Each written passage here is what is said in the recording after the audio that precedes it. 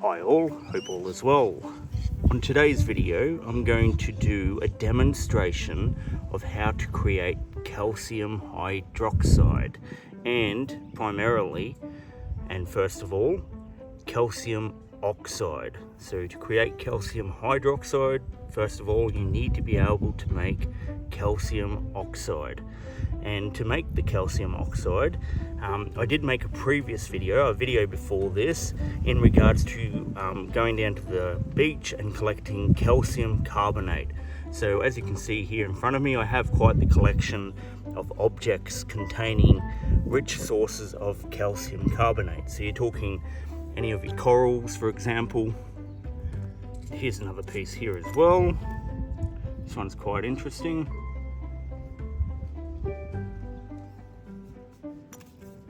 The shells, all calcium carbonate. This one here, it's extremely fragile. It's more like a sponge, but it is definitely calcium carbonate. These barnacles here, found them on that piece of driftwood. If you go back and watch the calcium carbonate video I put together, you can actually see where I found that one. Even the crab claw itself, as you can see, it's actually broken apart, but calcium carbonate. Snail shells as well, all calcium carbonate, and all of them will require to be treated differently. It's the same procedure, but obviously being a denser material, it will take longer to actually process them. So what I'll do now is I'll set up a piece and I'll do a demonstration in regards to the best way to actually heat this up. Now keep in mind, this is only very small scale, it's just a demonstration. In ancient times, medieval times, they made kilns to cook this in. Basically, you build a clay kiln or a mud kiln, and you'd put all the calcium carbonate products inside it, and you'd have bellows blowing into it, so you can get the temperature extremely high. And by doing that, you could actually turn the calcium carbonate, you drive the carbon dioxide off it or out of it, and you create calcium oxide, the first step in creating calcium hydroxide. Now, the reason you'd want to make calcium hydroxide is so you can make products like mortar that you find in between your bricks on your house, or even make concrete itself, which is primarily the reason why I have an interest in learning how to do this. Calcium hydroxide is also useful for other procedures as well. I believe you can even use it to strengthen the twine, for example, that I tied this basket up with. So if you soak products in either sodium hydroxide or calcium hydroxide, it is known to actually improve the strength of certain twines and stuff like that. And all of this is extremely interesting, of course, because a lot of my channel is all about trying to create stuff from the environment around us without having to go to the shop to purchase anything. So that's the basic concept anyway. Now, for the purposes of this demonstration, I've gone ahead and I'm going to separate myself from the calcium carbonate as much as possible, because it needs to be said that this procedure is using a blowtorch, which is extremely hot and is considered extremely dangerous as well, of course.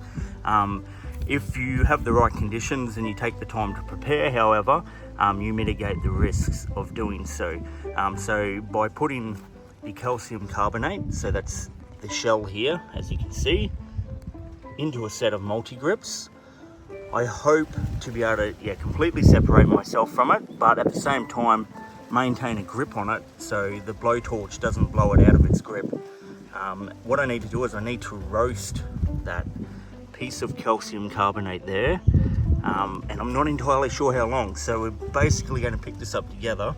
I'm assuming with super high temperatures that I should be able to get it done within 4 or 5 minutes.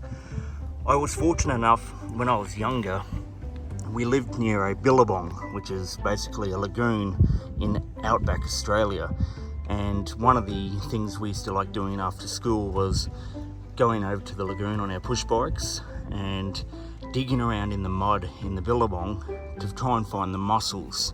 And we used to eat the mussels, so we'd find mussels. And now, for those who aren't aware, mussels are basically very similar to this one here, except much larger. They're huge. They're as big as my hand, some of them. And we used to crack them open. You used to be able to just throw them on the fire and they'd boil, or you could crack them open and boil them another way as well, or fry them up. And you used to be able to consume the flesh in them. But at the same time, we used to throw the mussel shells onto the fire. And when I was extremely young, I noticed something very unusual. So we finished the fire one afternoon, it was a winter's afternoon, and we doused the fire with water. And now what I noticed was the mussel shells that were actually in the fire, actually in the fire itself, started to dissolve on their own. It was like magic. It went from being fully intact, and then we doused it with water, and the mussel shells actually broke down in front of our eyes. It's something I never forgot. Obviously, when I was very young, I couldn't explain what had happened, but it certainly piqued my interest, and it was many years later before I discovered what had actually happened. And it was the same process people used to use in medieval times and ancient times to process these shells, and I'm guessing that's how this was discovered. There is talk of an Englishman in the late 1800s, I believe, who rediscovered the process and created what they call Portland cement. And the process had been forgotten for 13 or 1400 years. I can't be sure exactly how many years, but the process of creating concrete had been forgotten for over 1,000 years, that's for certain. So it was really well known during the Roman times, and then the technology was actually forgotten completely. So the Dark Ages had no concrete, or it was very, very rare to find. Obviously, the Roman structures that had been made of concrete were definitely still available to see, but most people didn't understand. In fact, the majority of people didn't understand how the process was completed. Okay, so we're going to go ahead and we're just going to heat up the calcium carbonate with a blowtorch, as you can see here. So it's just a matter of actually making sure we're set up correctly, and then making sure we're turned on. And yes, it's quite loud, but I'll be sure to turn down the volume.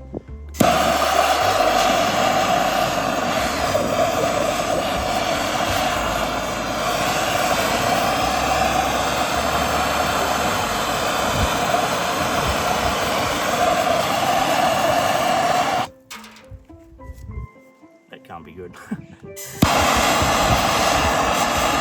What I'm going to do is I'm going to continue to roast it. It's called burning the lime, so basically burnt lime. The fact that it's disintegrating could suggest that there's a lot of moisture in the atmosphere here.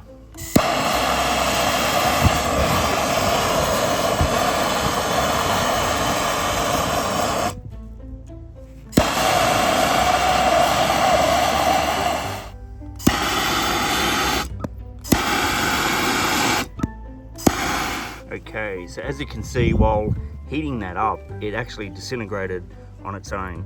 Normally, the calcium, say if you use limestone for example, the limestone will remain intact until moisture is actually added to it. However, I do know and I am aware that, say for example, if I was to leave this out overnight in the state that it's currently in, the moisture in the air will actually help disintegrate the product as well. So what we'll do is we'll go ahead and we'll add this piece here into a jar of water that I have prepared here. Pretty much we should be able to see the reaction. We'll go ahead and grab them. And we'll put that in there.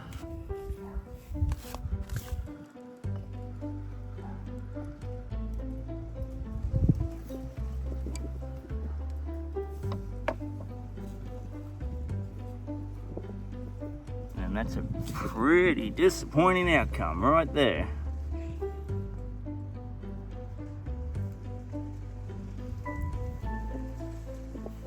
You can see some sort of reaction there. That's not the reaction I'm looking for. Okay, so after the first attempt somewhat disintegrated in front of our eyes, we're going to attempt with another piece, and whether this is going to work, we're not entirely sure just yet. I'm thinking, being a bit sturdy of a piece, maybe we can get a bit more heat into it, and we'll give it a bit more time, and perhaps we'll get a better result. So we'll give it a crack.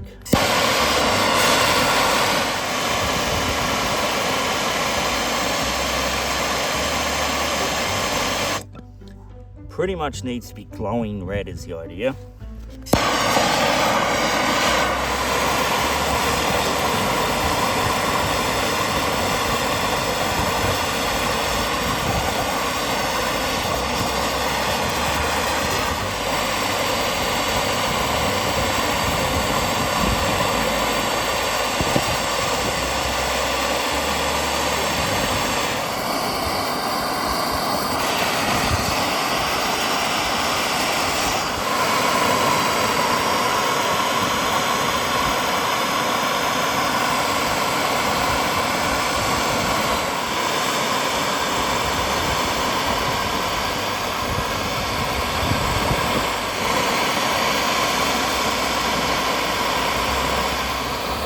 You can see there it's getting quite hot. It's obviously red hot. That's what we're chasing.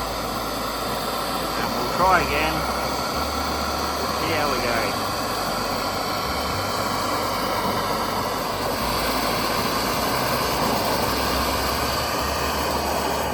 Yeah, so I have absolutely burnt this piece of calcium carbonate.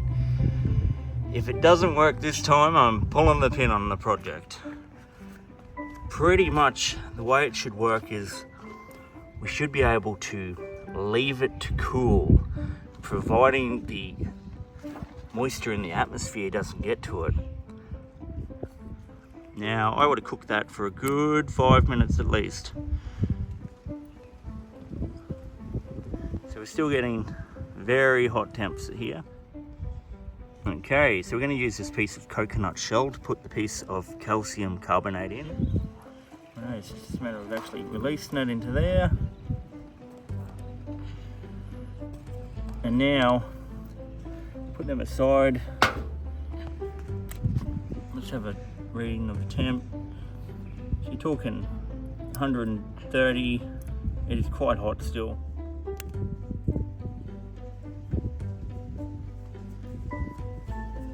Temp's getting down there now. We'll do one last check. So it's getting down 40 degrees, 42, 38, 32, 26. It's getting really cool because the metal here, just as a comparison, is actually 22 degrees. So it'd be safe enough to handle now if you wanted to handle it, although I would not recommend it. There's no point picking this up. This should be calcium oxide now. So if we apply water to it, it should create an exothermic reaction, which means it will actually heat up from the 36 degrees and break apart, disintegrate in front of our eyes. That's the idea anyway. Okay, so we're going to do one last temp check. It's saying 26, 29, 30. So we're getting almost a neutral temperature. Now what we'll do is we'll go ahead and add some water to it, and we'll actually track the temperature as the exothermic reaction is occurring. Okay, so now you can see that it is currently 24, 23, 25 degrees. We're going to actually add some water to it, and we'll see if the temp actually increases.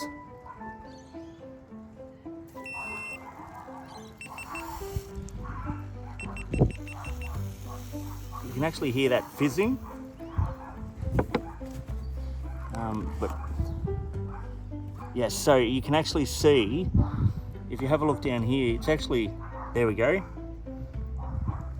So it's gone up to 31. It's actually breaking down. Up here we've got up to 32. So you can see down the bottom there now we're at 33, 34, 32. This is the reaction that we've been chasing. So we'll just go back out there. So we'll just zoom back out. Yep. So this is the process that we've been hoping to capture. The temperature clearly rose, so you're looking at 32, went up to 34 briefly, 36, 38. So it's still occurring, this reaction's still occurring. 36 up there, 39, 40. Yep, so that's the exothermic reaction that I was hoping to capture. The idea is now it's creating calcium hydroxide, and calcium hydroxide is massively important for industrial purposes. In fact, it's basically the linchpin of civilization as we know it. This is what was forgotten for 1200, 1300 years during the medieval period. Basically, it was forgotten during the times of the Dark Ages. And that's why I believe it's something that everyone should understand and everyone should know. No one should forget this procedure or the basics of it. If it was forgotten once before, it could be forgotten again, and we don't want that to happen.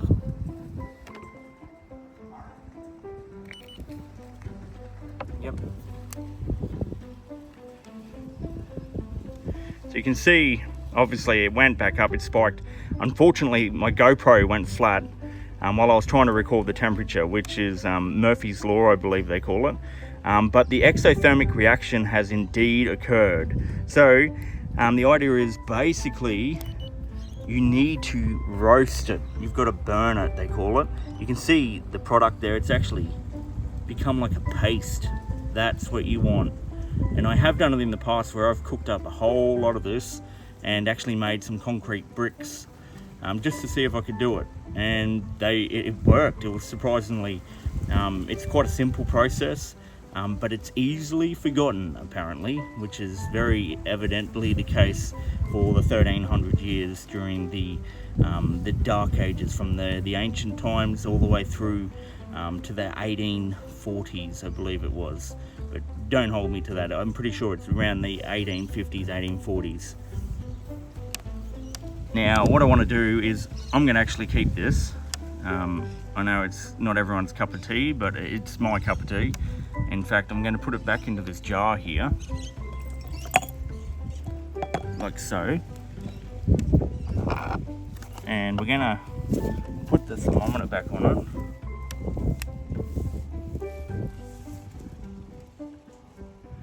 So we might even add a bit more water to it. So we'll use this piece of coconut shell that I found down at the beach, and everyone thought I was completely nuts for picking up. And we'll add a little bit more water to it. And this is precisely the reason I wanted to pick it up. It's one of the only pieces of material you can find in nature that can actually hold water. And until you need a vessel that can actually hold water, no one will truly appreciate the value of it.